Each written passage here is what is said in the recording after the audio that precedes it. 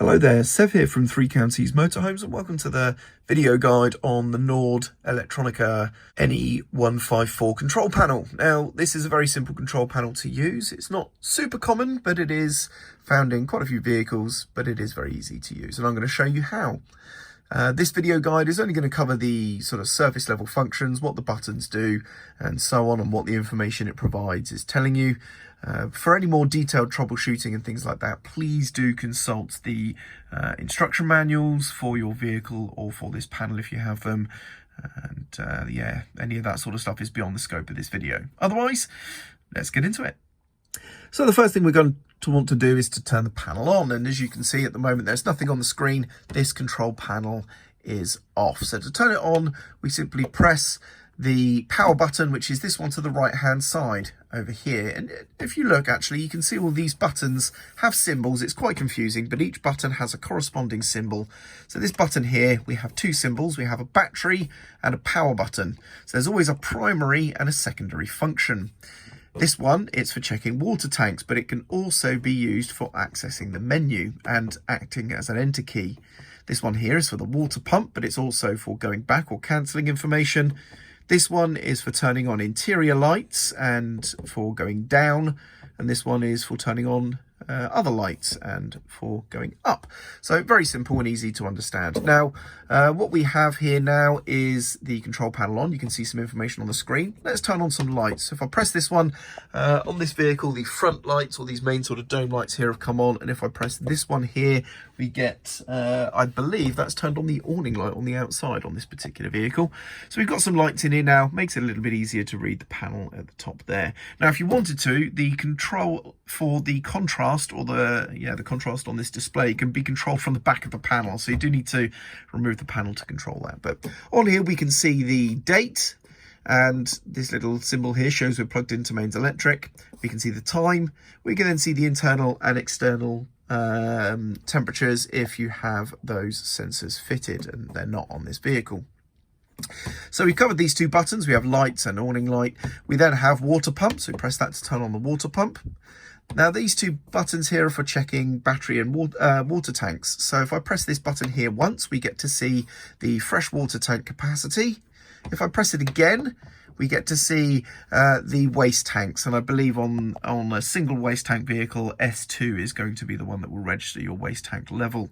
And there we go. And then press it again and we'll just simply return back to the main screen.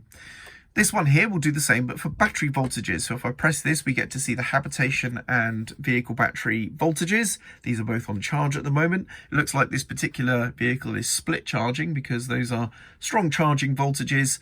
So that's a good thing for this particular vehicle. But either way, that's going to show you the voltages just there.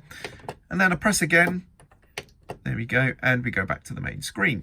Now we can also access a little settings menu, and we do that by pressing and holding this button for a couple of seconds. And then we go into the settings menu. This first one is for setting the date and time. So you just press the enter button here. So the same button again, and it will select. We can then use these as up or down arrows as indicated to change these numbers.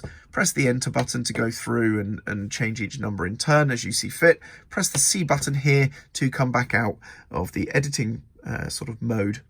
Once you're happy with the date and time, you can go down and we can turn an alarm clock on. So if I press enter here, I can change that between on and off, and of course also set the desired time as well, and that will set an alarm.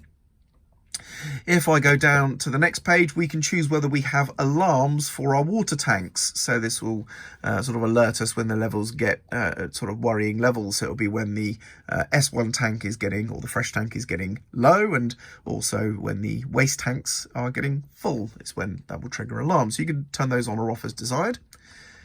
Then we have alarms for the batteries, so for both the vehicle and for the leisure batteries.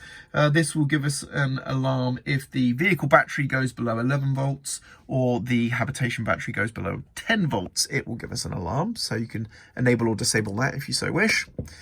And then you have whether or not this makes noises when you touch the buttons. So you can turn that on and off there. And that's basically it. We then get a sort of service information page there with the hardware and firmware numbers and so on, and then we're back to that again. So to come back out of this, we simply press the C button there and the cancel, and we're back out to the main screen.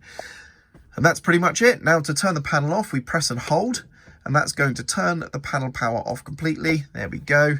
And there we are back to square one again. Now the panel can shut itself off. There's no real reason to turn it off. You can just leave everything in standby, essentially, by turning all the functions off and just leaving the panel running. I believe, according to the manual, it only draws, if I read here, 36 milliamps, so not very much energy at all. And it will actually shut itself off if the leisure battery voltage drops below 9.5 volts. So if that happens, then the panel will actually shut itself off anyway.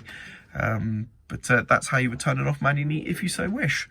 And there we go, that's the Nord NE154 control panel. Hope you found this video useful, and thank you very much for watching.